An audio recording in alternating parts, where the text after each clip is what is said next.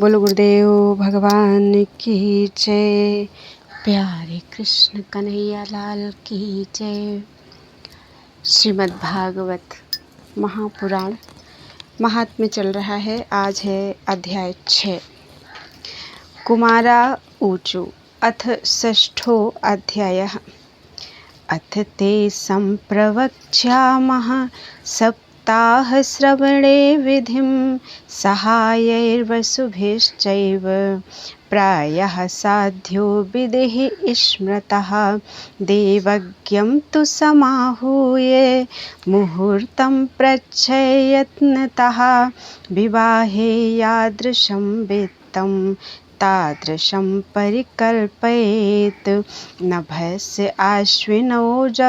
नभस्य आश्विनोर्जौ च मार्गशीर्षः शुचिर्नभाः एते मासाः कथारम्भे सूत्रणां मोक्षसूचकाः मासानां विप्रहेयानि तानि त्याज्यानि सर्वथा सहायाश्चेतरे तत्र कर्तव्याः सोद्यमाश्च ये देशे देशे तथा श्रेयं वार्ता प्रेष्या प्रयत्नतः भविष्यति कथा चात्र आगन्तव्यं कुटुम्बिभिः दूरे हरिकथा केचित् दूरे चाच्युतकीर्तिनाः स्त्रियः शूद्रादयो ये च तेषां बोधो यतो भवेत्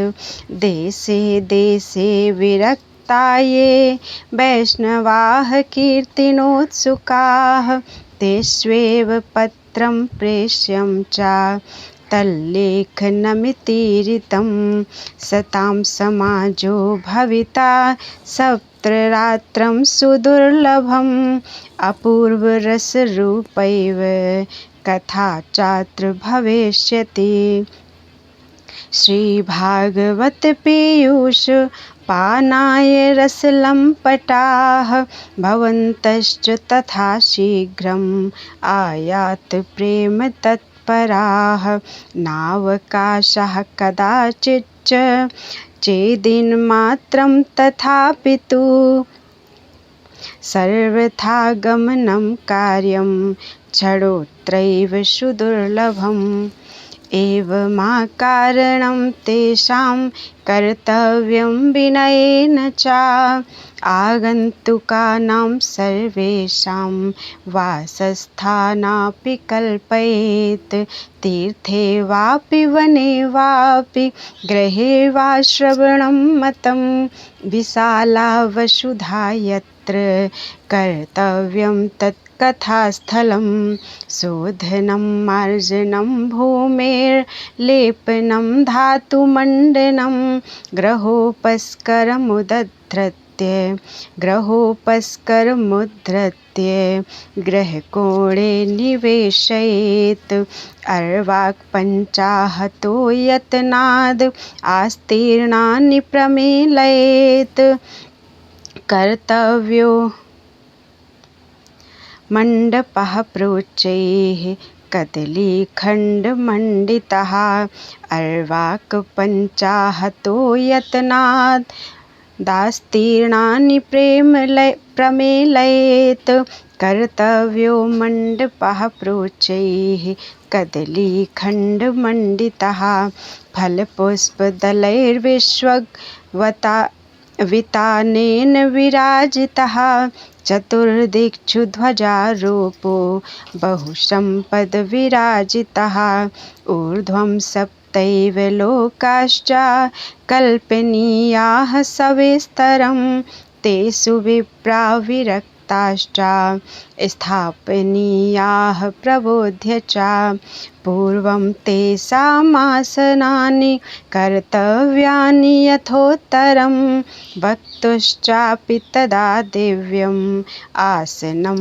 परिकल्पयेत् उदङ्मुखो भवेद्वक्ता श्रोता वै प्राङ्मुखस्तदा प्राङ्मुखश्चेद्भवेद्वक्ता श्रोता चोदङ्मुखस्तदा तदा अथवा पूर्वदिग्गेया पूज्यपूजकमध्यतः श्रोतॄणामागमे प्रोक्ता देशकालादिको विदैः विरक्तो वैष्णवो विप्रो वेदशास्त्रविशुद्धिकृत दृष्टान्तकुशलो धीरो वक्ता कार्योत्तिनिः स्पृहः अनेकधर्मविभ्रान्ताः स्त्रैणाः पाखण्डवादिनः सुखशास्त्रकथोच्चारे त्याज्यास्ते यदि पण्डिताः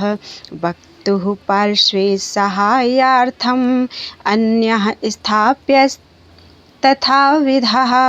पण्डितः संशयच्छेत्ता लोकबोधन तत्परः वक्त्राक्षौरं प्रकर्तव्यं दिनादर्वाग्व्रताप्तये अरुणोदये असौ निर्वर्त्य शौचं स्नानं समाचरेत् नित्यं संक्षेपतः कृत्वा सन्ध्याद्यं स्वं प्रयत्नतः कथाविघ्नविघाताय गणनाथं प्रपूजयेत् पितॄन् सन्तर्प्य शुद्ध्यर्थं प्रायश्चित्तं समाचरेत् मण्डलं च प्रकर्तव्यं तत्र स्थाप्यो हरिस्तथा कृष्णमुद्दिश्य मन्त्रेण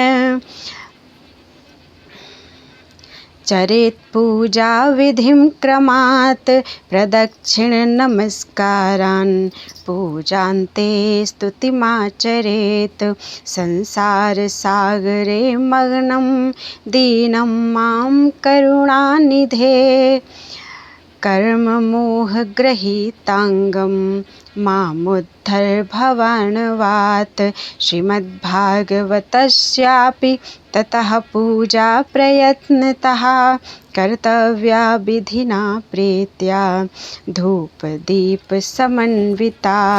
ततस्तु श्रीफलं धृत्वा नमस्कारं समाचरेत् स्तुतिः प्रसन्नचित्तेन कर्तव्या केवलं तदा श्रीमद्भागवताख्यो अयं प्रत्यक्षः कृष्ण एव हि स्वीकृतोऽसि मया नाथ मुक्त्यर्थं भवसागरे मनोरथो मदीयोऽयं सफलः सर्वथा त्वया निर्विघ्नेनैव कर्तव्यो दासोऽहं तव केशव एवं दीनवचः प्रोच्य वक्तारं चाथ पूजयेत् सम्भूष्य वस्त्रभूषाभिः पूजान्ते तं च संस्तवेत् सुखरूप प्रबोधज्ञ सर्वशास्त्रविशारद एतत् कथा प्रकाशेन मद्ज्ञानं विनाशय तदग्रे नियमः पश्चात् कर्तव्यः श्रेयसे मुदा सप्तरात्रं यथाशक्त्या धारणीयः स एव हि वर्णं पञ्चविप्राणां कथाभङ्गनिवृत्तये कर्तव्यं हरेर्जाप्यं द्वादशाक्षरविद्यया ब्राह्मणान् वैष्णवाश्च अन्यास्तथा कीर्तनकारिणः नत्वा सम्पूज्य दत्ताज्ञः स्वयमासनमाविशेत् लोकवित्तधनागार पुत्रचिन्तां व्युदस्य च कथाचित् शुद्धमतिः सलभेत् फलमुत्तमम् आसूर्योदयमारभ्य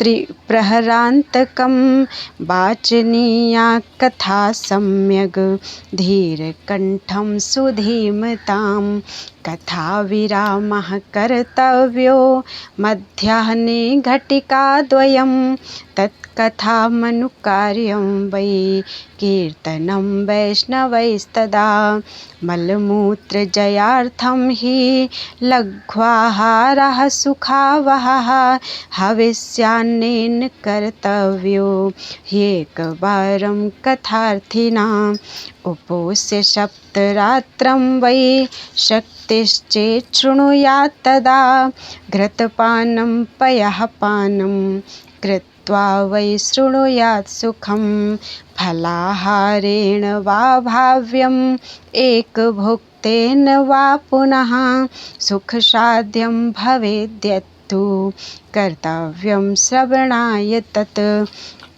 भोजनं तु वरं मन्ये कथाश्रवणकारकं नोपवासो वरः प्रोक्तः कथाविघ्नकरो यदि सप्ताहव्रतीनां पुंसां नियमान् शृणु नारद विष्णुदीक्षाविहीनानां नाधिकारः कथाश्रवे ब्रह्मचर्यम् अधः सुप्तिः पत्रावल्यां च भोजनं कथासमाप्तौ भुक्तिं च कुर्यान्नित्यं कथाव्रती द्विदलं मधुतैलं च गरिष्ठान्नं तथैव च भावदुष्टं पर्युषितं जह्यान्नित्यं कथाव्रती कामं क्रोधं मदं मानं मत्सरं लोभमेव च दम्भं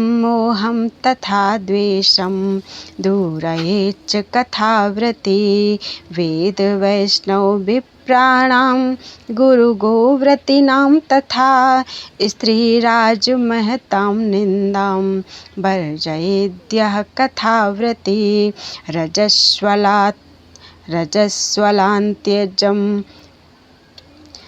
रजस्वलान्त्यज म्लेच्छपति रजस्वलान्त्यज म्लेच्छपतित भ्रातृकैस्तथा द्विडवेदवाहैश्च न वदेद्यः कथाव्रती सत्यं शौचं दयां मौनम् आर्जवं विनयं तथा उदारमानसं तद्वद् एवं कुर्यात् कथाव्रती दरिद्रश्च क्षयरोगी निर्भाग्यः पापकर्मवान् अनपत्यो मोक्षकामः शृणुयाच्च कथामिमाम् अपुष्पा काकवन्ध्या च वन्ध्याया च मृतार्भका स्रवद्गर्भा च या नारी तया श्राव्या प्रयत्नतः एतेषु विधिना श्रावे तदक्षयतरं भवेत् अत्युत्तमा कथा देव्या कोटियज्ञफलप्रदा एवं कृत्वा व्रतविधिम् उद्यापनं यथाचरेत् जन्माष्टमी व्रतमिव कर्तव्यं फलकाङ्क्षिभिः जन्माष्टमी व्रतमिव कर्तव्यं फलकाङ्क्षिभिः अकिञ्चनेषु भक्तेषु प्रायो नोद्यापनाग्रहः श्रवणेनैव पूतास्ते निष्कामा वैष्णवा यतः एवं नगाः यज्ञेऽस्मिन् समाप्ते श्रोत्रभिस्तदा पुस्तकस्य च वक्तुश्च पूजा कार्याति भक्तितः प्रसाद तुलसी माला श्रोत्रभ्यश्चाथ दीयतां मृदङ्गताल ललितं कर्तव्यं कीर्तनं ततः जय शब्दं नमः शब्दं शङ्ख शब्दं चकारयेत् विप्रेभ्यो याचकेभ्यश्च वित्तमन्नं च दीयतां कतश्चित् भवेत् श्रोता गीतावाच्या परेहनि गृहस्थश्चेत्तदाहो कर्तव्यः कर्म शान्तये प्रतिश्लोकं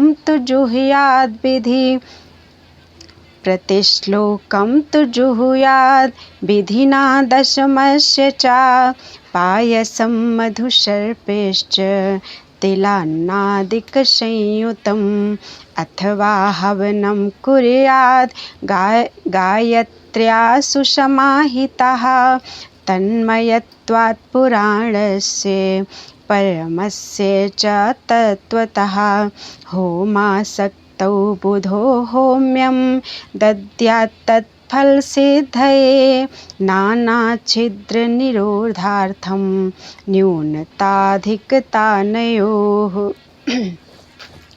दोषयोः प्रशमार्थं च पठेन्नाम सहस्रकम् तेन स्यात् सफलं सर्वं नास्त्यस्मादधिकं यतः 12 ब्राह्मणान् पश्चात् भोजयेन् मधुपायसैः दद्यात् सुवर्णं धेनुं च व्रतपूर्णत्वहेतवे सक्तौ फलत्रयमितं स्वर्णसिंहं विधाय च तत्रास्य पुस्तकं स्थाप्यं लिखितं ललिताक्षरं सम्पूज्यावाहनाद्यैस्तद् उपचारैः सदक्षिणं वस्त्रभूषणगन्धाद्यैः पूजिताय यतात्मने आचार्याय सुधीर्दत्त्वा मुक्तः स्याद् भवबन्धनैः एवं कृते विधाने च सर्वपापनिवारणे फलदं स्यात् पुराणं तु श्रीमद्भागवतं शुभं धर्मकामार्थमोक्षाणां साधनं स्यान्न संशयः। कुमारा ऊचुः इति ते कथितं सर्वं किं भूयः श्रोतुमिच्छसि श्रीमद्भागवते नैव भुक्तिमुक्तिकरे स्थिते। सूत उवाच इति युक्त्वा ते महात्मानः प्रोचुर्भागवती कथां सर्वपापहरां पुण्यां भुक्तिमुक्तिप्रदायिनीं शृण्वतां सर्वभूतानां सप्ताहं नियतात्मनां यथाविधि ततो देवं तुष्टुवुः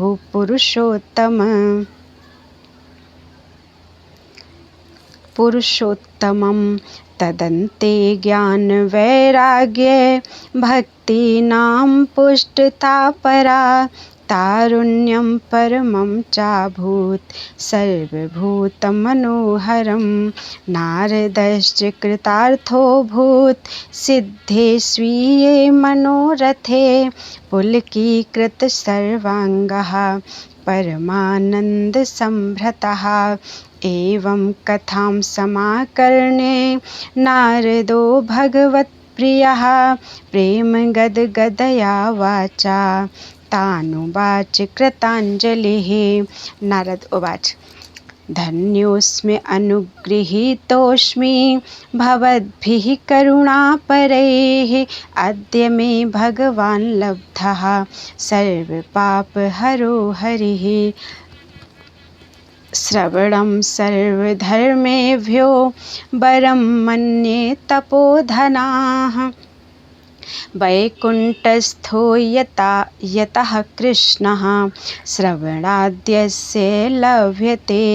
सूत उवाच एवं ब्रुवति वै तत्र नारदे वैष्णवोत्तमे परिभ्रमन् समायातः सुको योगेश्वरस्तदा तत्राययौ षोडशवार्षिकस्तदा व्यासात्मजो ज्ञानमहाब्धिचन्द्रिमाः कथावसाने निजलाभपूर्णः प्रेम्णा पठन् भागवतं शनैः शनैः दृष्ट्वा सदस्याः परमोरुतेजसं सद्यः समुत्थाय ददुर्महाशन् दृष्ट्वा सदस्याः परमोरुतेजसं सद्यः समुत्थाय ददुर्महासनं प्रीत्यासुरर्षिस्तं पूजयत् सुखं स्थितो वदत् संशृणुतामलां गिरिम्। श्री शुक उवाच। निगमकल्पतरुर्गलितं फलं सुखमुखादमृतद्रवसंयुतं पिबत भागवतं रसमालयं मुहुरहो रसिका भुवि भावुकाः धर्मः प्रोज्झितकैतवो अत्र परमो निर्मत्सराणां सतां वेद्यं वास्तवमत्र वस्तु शिवदं तापत्रयोन्मूलनं श्रीमद्भागवते महामुनि कृते किं वा पररीश्वरः सद्यो हृद्यवरुध्यतेऽत्र कृतभिः शुश्रूषुभिस्तत्क्षणात् श्रीमद्भागवतं पुराणतिलकं यद्वैष्णवानां धनं यस्मिन् पारमहंस्यमेव ममलं ज्ञानं परं गीयते। श्रीमद्भागवतं पुराणतिलकं यद्वैष्णवानां धनं यस्मिन् पारमहंस्यमेवम् अमलं ज्ञानं परं गीयते। यत्र ज्ञानविरागभक्तिसहितं नैष्कर्म्यमाविष्कृतं तच्छृण्वन् प्रपठन् विचारणपरो भक्त्या विमुच्ये नरः स्वर्गे सत्ये च कैलासे वैकुण्ठे नास्त्ययं रसः अतः पिबन्तु श्रद्धभाग्या मामुञ्चत कर्हिचित्। सूत उवाच। यो एवं ब्रुवाणे सति वादरायणौ मध्ये सभायां हरिराविरासीत् प्रहरादवल्युद्धौ फाल्गुनादिभिः व्रतः सुरर्षिस्तं पूजयच्च तान् दृष्ट्वा प्रसन्नं महदासने हरिं ते चक्रिरे कीर्तनं ग्रतस्तदा भवो भवान्या कमलासनस्तु तत्रागमत्कीर्तनदर्शनाय प्रह्लादस्तालधारी तरलगतितया चोद्धवः कांस्यधारी वीणाधारी सुरर्षिः स्वरकुशलतया रागकर्तार्जुनोऽभूत् इन्द्रो वादीन् मृदङ्गं जय जय शुक्राः कीर्तने ते कुमारा यत्राग्रे भावभक्ता सरसरचनया व्यासपुत्रो बभूव। ननर्थमध्ये त्रिकमेव तत्र भक्त्यादिकानां नटवत्सु तेजसाम् अलौकिकं कीर्तनमेतदीक्ष्य हरिः प्रसन्नोऽपि वचो ब्रवीत् तत् मत्तो वरं भावव्रताद् वृणुध्वं प्रीतः कथा कीर्तनतोऽस्मि साम्प्रतं श्रुत्वेति तद्वाक्यमति प्रसन्नाः प्रेमार्धचित्ता हरिमुचिरे ते नगाः गाथासु च सर्वभक्तैरेभिस्त्वया भाव्यमिति प्रयत्नात् मनोरथोऽयं परिपूर्णनीयः तथेति चोक्त्वान्तर्धीयताच्युतः ततो न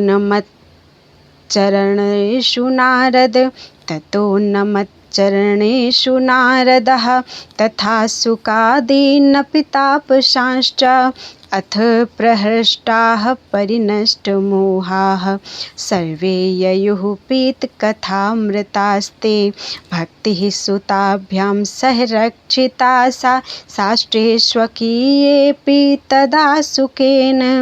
अतो हरिर्भागवतस्य सेवनात् चित्तं समायाति हि वैष्णवानां दारिद्र्यदुःखज्वरदाहितानां मायापिशाची परिमर्दितानां संसारसिन्धौ परिपातितानां क्षेमाय वै भागवतं प्रगर्जति।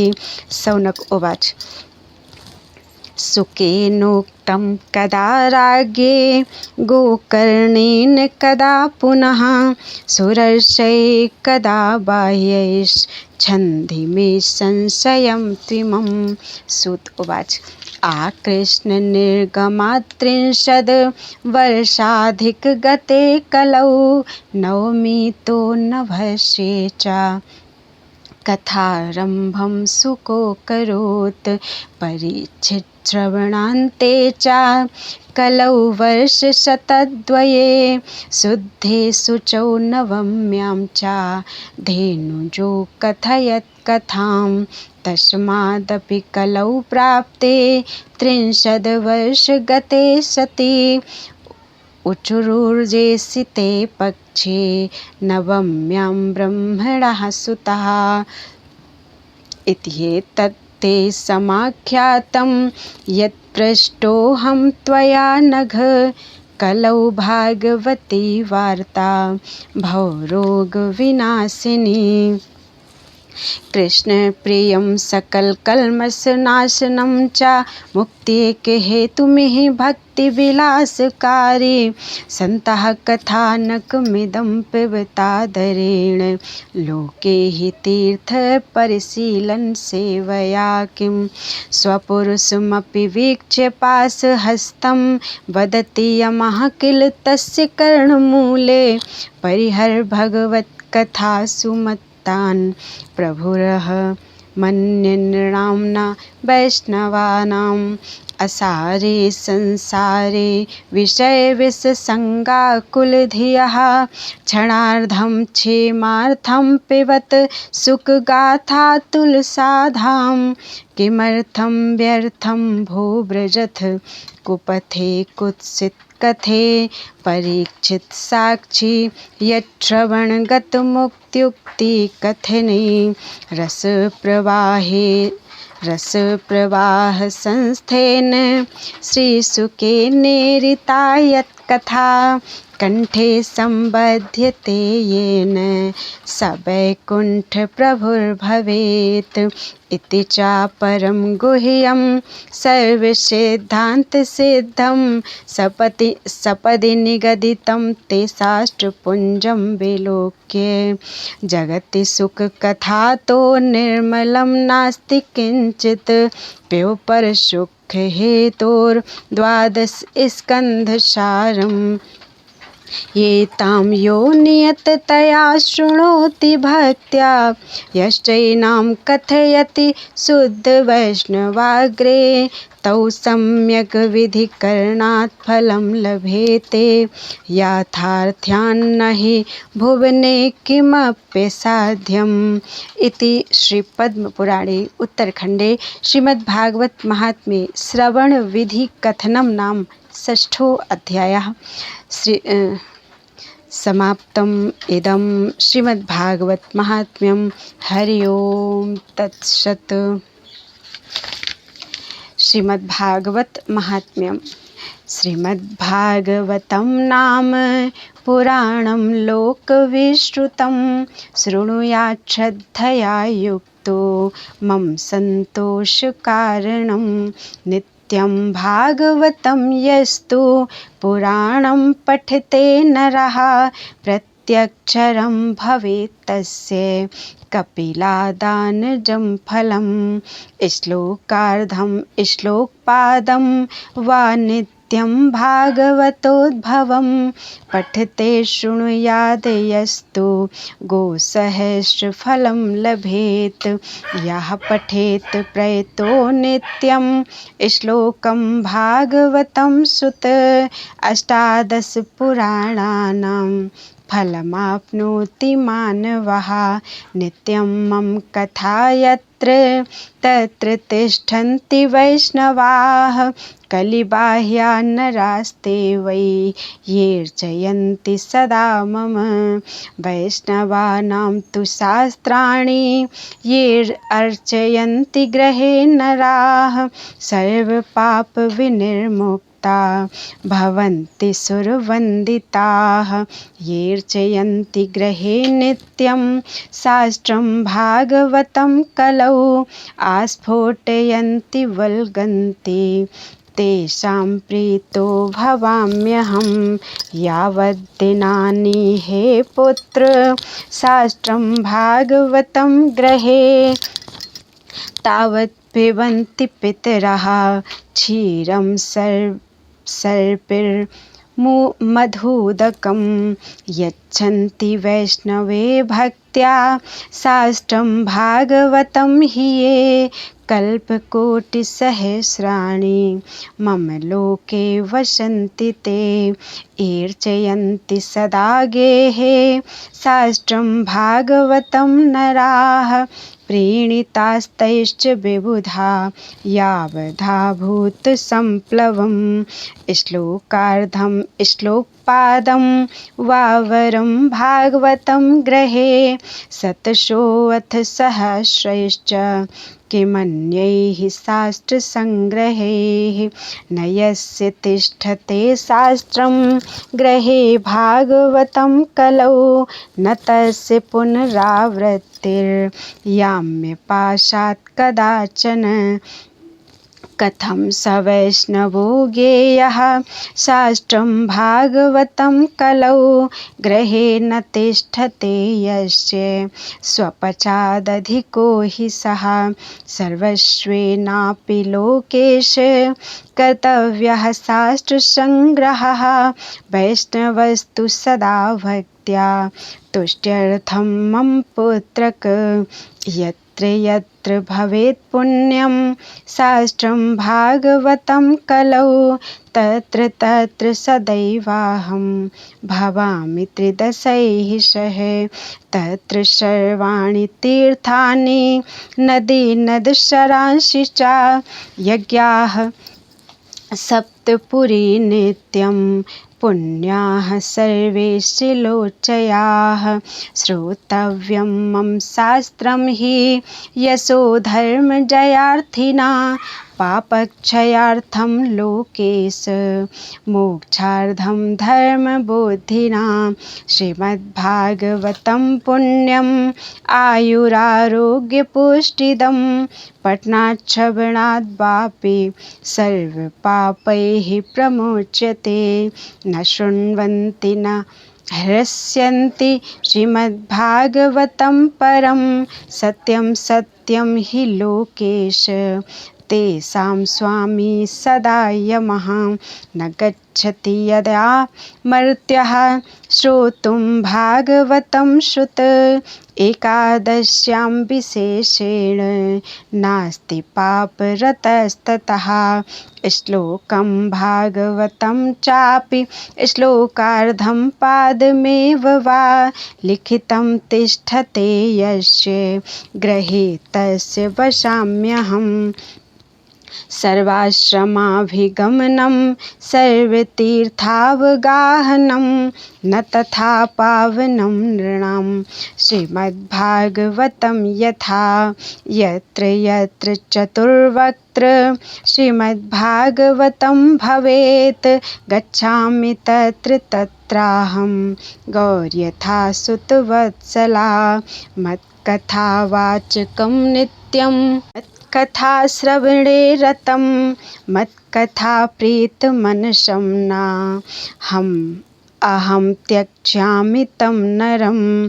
श्रीमद्भागवतं पुण्यं दृष्ट्वा नोत्तिष्ठते हि यः संवत्सरं तस्य पुण्यं विलयं याति पुत्रक। श्रीमद्भागवतं दृष्ट्वा प्रत्युत्थानाभिवादनैः सम्मानयेत् तं दृष्ट्वा भवेत् प्रीतिर्ममातुला। दृष्ट्वा भागवतं दूरात् प्रक्रमेत् सम्मुखं हि यः पदे पदे श्वमेधस्य फलं प्राप्नोति संशयम्। उत्थाय प्रणमेदयो वै श्रीमद्भागवतं नरः धनपुत्रांस्तथा दारान् भक्तिं च प्रददाम्यहं। महाराजोपचारैस्तु श्रीमद्भागवतं सुत शृण्वन्ति ये नरा भक्त्या तेषां वश्यो भवाम्यहं।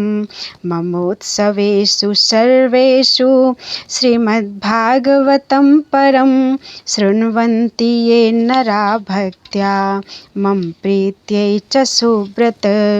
वस्त्रालङ्करणैः पुष्पैः धूपदीपोपहारकैः वशीकृतो ह्यहं तेश्च सस्त्रिया सत्पतिर्यथा। बोलो वृंदावन बिहारी लाल की जय। ओम तत्सत। ओम नमो भगवते वासुदेवाय। श्रीमद्भागवत महापुराणं प्रथमः स्कन्धः अथ प्रथमो अध्यायः। जन्माद्यस्य यतोऽन्वयादितरतश्चार्थेष्वभिज्ञः स्वराट् तेने ब्रह्महृदाय आदिकवये मुह्यन्ति यत् सूरयः तेजो वारिमृदां यथा विनिमयो यत्र त्रिसर्गो मृषा धाम्ना स्वेन सदा निरस्तकुहकं सत्यं परं धीमहि। धर्मः प्रोज्झितकैतवोऽत्र परमो निर्मत्सराणां सतां वेद्यं वास्तवमत्र वस्तु शिवदं तापत्रयोन्मूलनं। श्रीमद्भागवते महामुनि कृते किं वा परैरीश्वरः सत्यो हृद्यवरुध्यतेऽत्र कृतिभिः शुश्रूषुभिस्तत्क्षणात्। निगमकल्पतरोर्गलितं फलं सुखमुखादमृतद्रवसंयुतं पिबत भागवतं रसमालयं मुहुरहो रसिका भुवि भावुकाः। नैमिषे निमिषक्षेत्रे ऋषयः शौनकादयः सत्रं स्वर्गाय लोकाय सहस्रशममाशत। त एकदा तु मुनयः प्रातर्हुतहुताग्नयः सत्कृतं सूतमासीनं प्रपच्छुरिदमादरात्।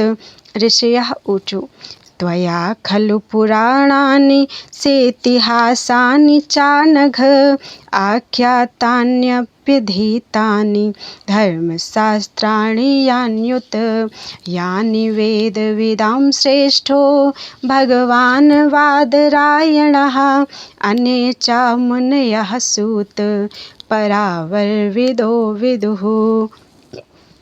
वेत्थ त्वं सौम्य तत् सर्वं तत्त्वतस्तदनुग्रहात् ब्रूयुः स्निग्धस्य शिष्यस्य गुरवो गुह्यम् अप्युत। तत्र तत्राञ्जसायुष्मन् भवता यद् विनिश्चितं पुंसामेकान्ततः श्रेयस् तन्नः संसितुमर्हसि प्रायेणाल्पायुषः सभ्ये कलावस्मिन् युगे जनाः मन्दाः सुमन्दमतयो मन्दभाग्या ह्युपद्रुताः भूरीणि भूरि कर्माणि श्रोतव्यानि विभागशः अतः साधोऽत्र यत्सारं समुद्धृत्य मनीषया ब्रूहि नः श्रद्धानां येनात्मा सम्प्रसीदति सूत जानासि भद्रं ते भगवान् सात्वतां पतिः देवक्यां वसुदेवस्य जातो यस्य चिकीर्षया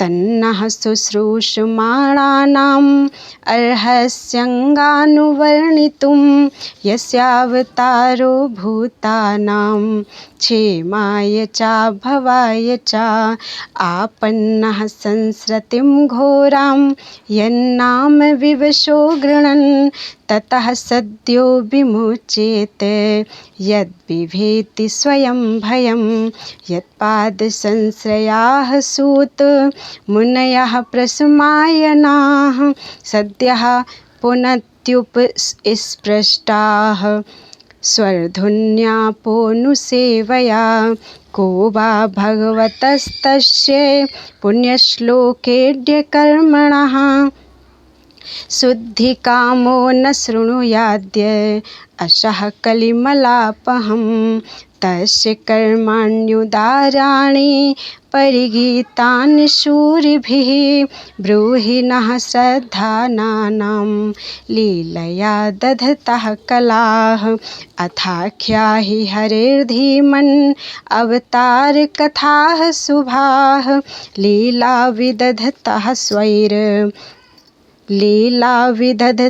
स्वैरम् ईश्वरस्यात्ममायया वयं तु न वितृप्याम उत्तम श्लोकविक्रमे यच्छृण्वतां रसज्ञानां स्वादु पदे पदे कृतवान् किल वीर्याणि सह रामेण केशवः अतिर्मत्यानि भगवान् गूढः कपटमानुषः कलिमागतमाज्ञाय क्षेत्रेऽस्मिन् वैष्णवे वयम् आसीना दीर्घसत्रेण कथायां सक्षिणा हरेः त्वं नः सन्दर्शितो धात्रा दुस्तरं निस्थितिर्षतां कलिं सत्त्वहरं पुंसां कर्णधार इवार्णवं ब्रूहि योगेश्वरे कृष्णे ब्रह्मण्ये धर्मवर्मणि स्वां काष्ठामधुनोपेते धर्मः कं शरणं गतः इति श्रीमद्भागवते महापुराणे पारमहंस्यां संहितायां प्रथम स्कंधे नैमिषीयोपाख्याने प्रथमो अध्यायः। बोलो वृंदावन बिहारी लाल की जय। ओम श्री राधा कृष्णाभ्यां नमः। अथ द्वितीयो अध्यायः। व्यास उवाच इति सम्प्रश्न संहृष्टो विप्राणां रौमहर्षणिः प्रतिपूज्य वचस्तेषां प्रवक्तुम् उपचक्रमे। श्रुत उवाच यं प्रव्रजन्तमनुपेतं पेतकृत्यं द्वैपायनो विरह कातर आजुहाव पुत्रेति तन्मयतया तर्वोऽभिनेदुः तं सर्वभूतहृदयं मुनिमानतोऽस्मि यः स्वानुभावम् अखिलश्रुतिसारमेकम् अध्यात्मदीपम् अतितितीर्षतां तमोन्धम् संसारिणां करुणयाः पुराणगुह्यं तं व्याससूनुम् उपयामि गुरुं मुनीनां नारायणं नमस्कृत्य नरं चैव नरोत्तमं देवीं सरस्वतीं व्यासं ततो जयमुदीरयेत्। मुनयः साधु पृष्टोऽहं भवद्भिर्लोकमङ्गलं। यत्कृतः कृष्ण सम्प्रश्नो येनात्मा सुप्रसीदति। स वै पुंसां परो धर्मो यतो भक्तिरधोक्षजे। अहैतुक्यप्रतिहता ययात्मा सम्प्रसीदति। वासुदेवे भगवति भक्तियोगः प्रयोजितः। जनत्यासु वैराग्यं ज्ञानं च यदहैतुकं। धर्मः स्वनुष्ठितः पुंसां विश्वक्सेन कथासु यः। नोत्पादयेद्यदि रतिं श्रम एव हि केवलम्। धर्मस्य ह्यापवर्गस्य नार्थोऽर्थायोपकल्पते। नार्थस्य धर्मैकान्तस्य कामो लाभाय हि स्मृतः। कामस्य नेन्द्रियप्रीतिर्लाभो जीवेत यावता। जीवस्य तत्त्वजिज्ञासा नार्थो यश्चेह कर्मभिः। वदन्ति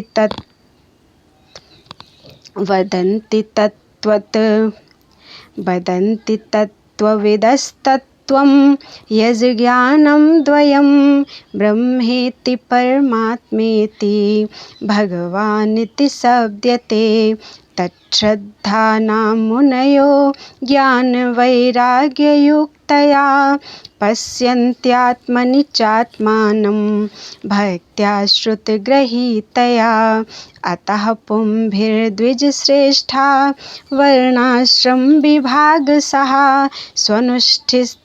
स्वनुष्ठितस्य धर्मस्य संसिद्धिर्हरितोषणम्। तस्मादेकेन मनसा भगवान् सात्वतां पतिः। श्रोतव्यः कीर्तितव्यश्च ध्येयः पूज्यस्नित्यदा। यदनुध्यासिना युक्ताः कर्मग्रन्थिनिबन्धनं। छिन्दन्ति कोविदास्तस्य को न कुर्यात् कथारतिं। शुश्रूषो श्रद्धानस्य वासुदेव कथारुचिः। स्यान्महत्सेवया विप्राः पुण्यतीर्थनिसेवनात्। शृण्वतां स्वकथां कृष्णः पुण्यश्रवणकीर्तिनः। हृद्यन्तस्थो ह्यभद्राणि विधुनोति सुहृत्सतां। नष्टप्रायेषु भद्रेषु नित्यं भागवतसेवया। भगवत्युत्तमश्लोके भक्तिर्भवति नैष्ठिकी। तदा रजस्तमो भावाः कामलोभादयश्च ये।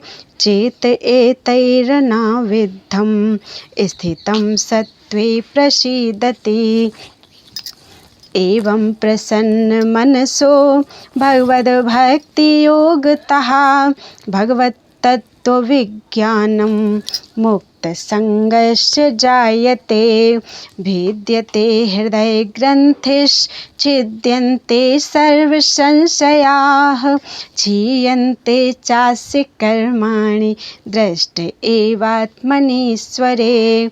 अतो वै कवयो नित्यं भक्तिं परमयामुदा।